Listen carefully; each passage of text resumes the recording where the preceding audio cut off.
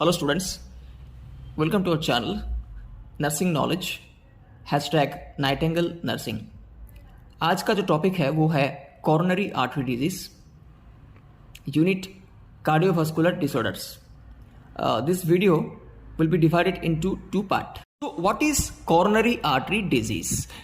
coronary मतलब आप समझ सकते हैं कि it is related to heart, तो हार्ट के आर्टरी का कोई डिसऑर्डर या फिर disease. So coronary artery disease is a conditions where a formations of clot और फैटी प्लैक। फैटी प्लैक मतलब कोई फैट या फिर कोलेस्टेरॉल जब एक्यूमुलेशन होता है तो वो क्या करता है, वो हार्ड फॉर्मेशन या फिर वो क्लॉट फॉर्मेशन करते हैं। सो वो क्लॉट क्या होगा, which will restrict the blood flow to the heart muscle. जो क्या होगा, धीरे धीरे हमारे हार्ट के अंदर ब्लड को फ्लो होने में बाधा पैदा करेगा। तो वो जब बाधा सृष्टि होगा तो उससे क्या होगा, हार्ट मसल्स के अंदर क्या कम जाएगा, ब्लड फ्लो का घाटती हो जाएगा या फिर ब्लड फ्लो जो है वो रेस्ट्रिक्टेड हो जाएगा।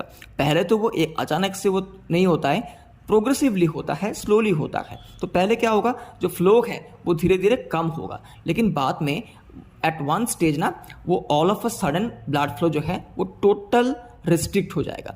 फिर क्या होगा, हार्ट का जो मसल्स है वो परमानेंटली डैमेज होगा। फिर क्या होगा, it can lead to someone's death also.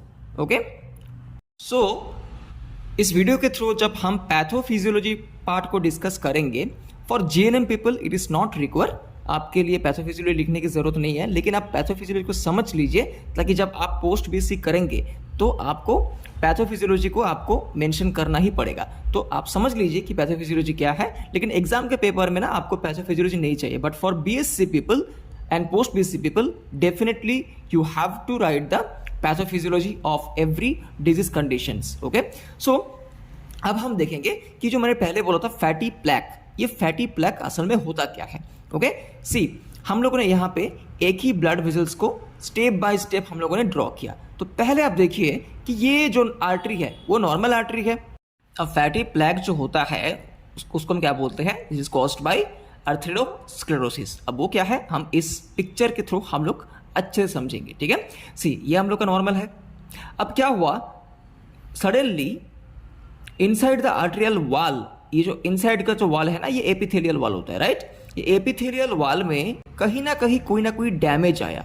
अब सो इनसाइड द आर्टेरियल वॉल, ये जो एपिथेलियल जो लेयर है, अगर इस पे कोई डैमेज आता है ना, तो उस कोई डैमेज के ऊपर क्या होता है, सी ये क्या हो रहा है, ये ब्लड फ्लो हो रहा है। अब ब्लड के अंदर बहुत सारा कंपोनेंट्स है, आरबीसी है, डब्ल्यूबीसी है, प्लेटलेट्स है ना, कोलेस्टेरॉल है, सब कुछ इस ब्लड के अंदर मौजूद है, राइट, हर एक कंपोनेंट्स। तो वो क्या होगा, जो कोलेस्टेरॉल जो पार्ट है वो पार्ट क्या होगा, वो इस डैमेज जगह पे अट्रैक्ट होता है, और वो जो कोलेस्टेरॉल जो पार्ट्स है वो क्या होगा, वो धीरे धीरे उस डैमेज पार्ट पे जाके अटैच होना शुरू होगा and it will create a small size of clot. अब क्या होता है कि जिस पार्ट पे कोलेस्टेरॉल अटैच हो रहा है ना, वहां पे डब्ल्यूबीसी को वो चीज पसंद नहीं आता है।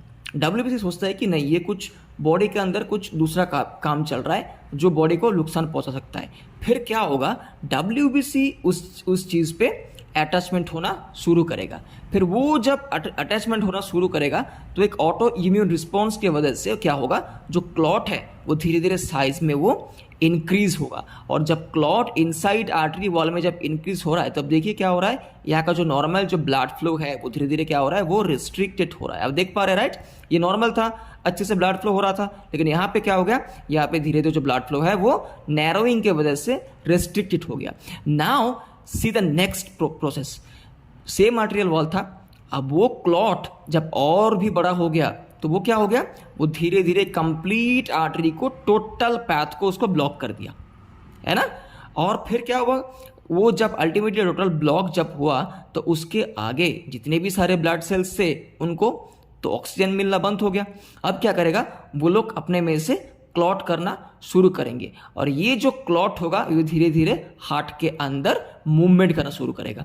तो ये क्लॉट जब मूवमेंट करना शुरू करेगा, फिर क्या होगा, फिर इनसाइड द आर्टेरियल वॉल वो टोटल क्या होगा, एक ब्लॉकेज सिस्टम कर देगा, और वो complete restrictions of the blood flow, मतलब ब्लड का जो फ्लो है हार्ट तक जो पहुंचता है उसको कंप्लीटली वो बंद कर देगा। और वो जब कंप्लीटली बंद कर देगा तो उसको हम क्या कहते हैं, उसको हम लोग कहेंगे एक्यूट कोरोनरी सिंड्रोम। एंड धीरे धीरे जब क्या होगा, अपने हार्ट मसल्स को जब ऑक्सीजन या फिर ब्लड नहीं मिलेगा, फिर क्या होगा, वो कंप्लीटली डिस्ट्रॉय हो जाएगा और जो इरिवर्सिबल प्रोसेस होगा, और जिसको हम लोग क्या कहते हैं, जिसको हम लोग कहेंगे MI और myocardial infarctions. It mean this one lead to slowly myocardial infarctions. Now we will see what is the causes and what is the risk factors of this CAD. It means coronary artery disease का क्या क्या कारण हो सकता है और क्या क्या रिस्क फैक्टर हो सकता है। और दोनों क्या होगा ना, दोनों अपने में से ना अटैचमेंट रहेगा, मतलब दोनों अपने में से एक रिलेशन है, ठीक है। तो फर्स्ट थिंग इज LDL, और ये जो एरो है ना, इसलिए मैंने दिया ताकि वो इंडिकेट कर सके कि LDL का जो इंक्रीज होना। LDL का मतलब फुल फॉर्म क्या है, लो डेंसिटी लाइपोप्रोटीन। ओके, हमारे बॉडी के अंदर HDL है, LDL है। तो HDL जो है ना, वो बहुत हम लोग के बॉडी के लिए गुड होता है, और LDL क्या होगा, वो अल्टीमेटली फ्री फैट्स है। जो फ्री फैट जितना आपका बॉडी के अंदर इंक्रीज होगा, तो वो फैट क्या होगा, वो धीरे धीरे आपके आर्टरी को ब्लॉक कर सकता है ना। आपका आर्टरी के अंदर ट्रैवल करता है तो ऑफकोर्स आपको ब्लॉक कर सकता है। तो ये इसको हम लोग क्या बोलते हैं, इसको हम लोग बोलते हैं bad cholesterol, right. And second thing is genetic factors. Yes, अगर किसी का जेनेटिक फैक्टर्स में, अगर किसी को मॉम या फिर किसी का डैड को अगर वो चीज़ था पहले से, तो it is possible that the persons can get a CAD according to the genetic theory. Okay, now alcoholism, of course alcoholism and obesity. Alcoholism आपको पता है कि अल्कोहल जब हम लोग उसको पीते हैं तो उसके अंदर बहुत सारे ऐसे हार्मफुल केमिकल्स होते हैं जो ब्लड के कॉम्पोनेंट्स को डिसबैलेंस करता है। मैं इंक्रीजिंग भी नहीं बोलूंगा, उसको डिक्रीजिंग भी नहीं बोलूंगा, मैं एक ही वर्ड यूज करूंगा, तो उसको डिसबैलेंस करता है। इलेक्ट्रोलाइट्स, फैट लेवल, उस सब के अंदर क्या करता है कि डिसइक्विलिब्रियम क्रिएट करता है। और वो डिसइक्विलिब्रियम क्या होगा, it can lead to the this clot. Okay, obesity, of course it is also related to the LDL। सो दोनों ऑलमोस्ट सिमिलर पॉइंट है। स्मोकिंग आपको पता ही है कि स्मोकिंग जब कोई करता है तो स्मोकिंग के अंदर क्या रहता है, वो निकोटीन रहता है और भी बहुत सारे केमिकल्स रहता है, हार्मफुल केमिकल्स है ना। उसके अंदर कार्बन डाइऑक्साइड भी रहता है। एंड वो कार्बन डाइऑक्साइड अगर एक्सेसिव परिमाण में अगर बॉडी के अंदर कंज्यूम होगा तो फिर क्या होगा, फिर यहाँ पे आर्टरी को ऑक्सीजन चाहिए, है ना, ब्लड को ऑक्सीजन चाहिए, और कार्बन डाइऑक्साइड जब मिल रहा है तो क्या होगा, वो कार्बोक्सी हीमोग्लोबिन क्रिएट कर रहा है। और कार्बोक्सी हीमोग्लोबिन क्या होता है, अल्टीमेटली वो बाकी जो भी सारे सेल्स है उसको डैमेज करता है ना। और वो डैमेज सेल क्या होगा, वो एक जगह पे एक्यूमुलेट होगा, और एक्यूमुलेट होने के बाद वो धीरे धीरे क्लॉट फॉर्मेशंस करेगा। With then lack of sleep, of course sleep is very important for us, but even though we are nurses we are not getting the sleep properly, but sleep हम लोग खुद बोलते हैं, राइट, कि sleep आप सो जाइए, आप रेस्ट कीजिए, लेकिन हम क्या करते हैं, हम खुद नहीं सो पाते हैं। क्यों? Because of it is our duty, right? But still we have to take sleep, because if you're not getting the enough sleep, there will be no equilibrium in through the body. Body के अंदर ऐसे बहुत सारे neurochemicals है, ऐसे बहुत सारे hormones हैं जो बॉडी का रेगुलेशंस को करते हैं, और उसमें क्या हो जाएगा, उसमें एक टोटली डिसइक्विलिब्रियम हो जाएगा, and it can lead to CAD. Okay, stress, lack of exercise, any family history और एनी ऑटो इम्यून डिसऑर्डर। अगर ये सब चीज़ अगर किसी के हिस्ट्री में है, अगर किसी को बॉडी में है, तो they are prone to get the CAD.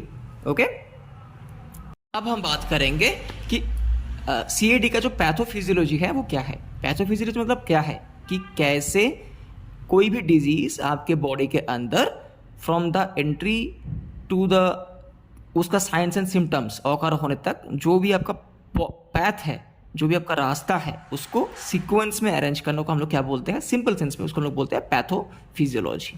Okay, तो यहाँ पे क्या होगा, एनी पॉजिटिव और रिस्क फैक्टर्स। ओके, एग्जांपल मैं एक पॉजिटिव फैक्टर लेता हूँ कि LDL मतलब low density lipoprotein, bad cholesterol का बॉडी के अंदर इंक्रीज होना, तो मैंने एक पॉजिटिव फैक्टर लिया, है ना।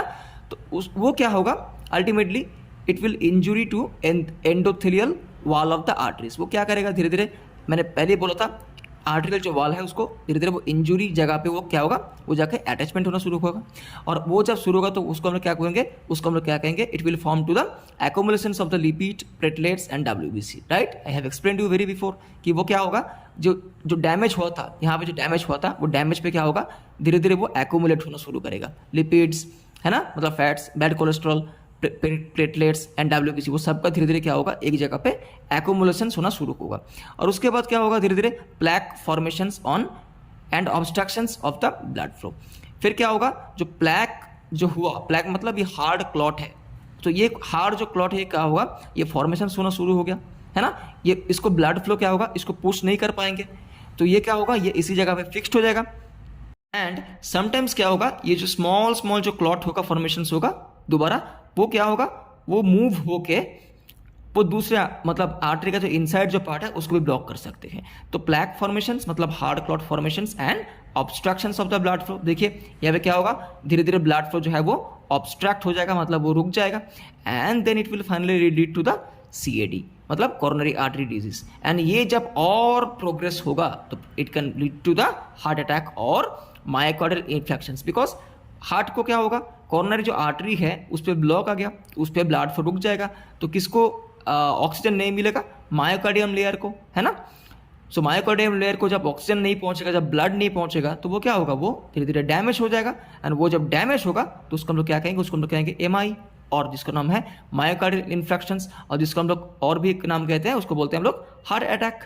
ओके, तो ये रहा आपका कॉर्नरी आर्टरी डिजीज का डेफिनेशंस, उसका व्हाट इज द एथेरोस्क्लेरोसिस, उसका फॉर्मेशंस, प्लैक फॉर्मेशंस कैसे होता है, उसका causes and risk factors and its pathophysiology. So इसको भी आप लोग ना रेफर कर सकते हैं इस नोट्स को। ओके, ये मैंने बहुत डिटेल्स में बनाया, आप लोग इसका स्क्रीनशॉट ले लीजिए, आप इसको रेफर कर सकते हैं। तो ये जो नोट्स है आप अपने कॉपी में उसको रेफर कर लीजिए। Okay, so will see you the second part in my next video.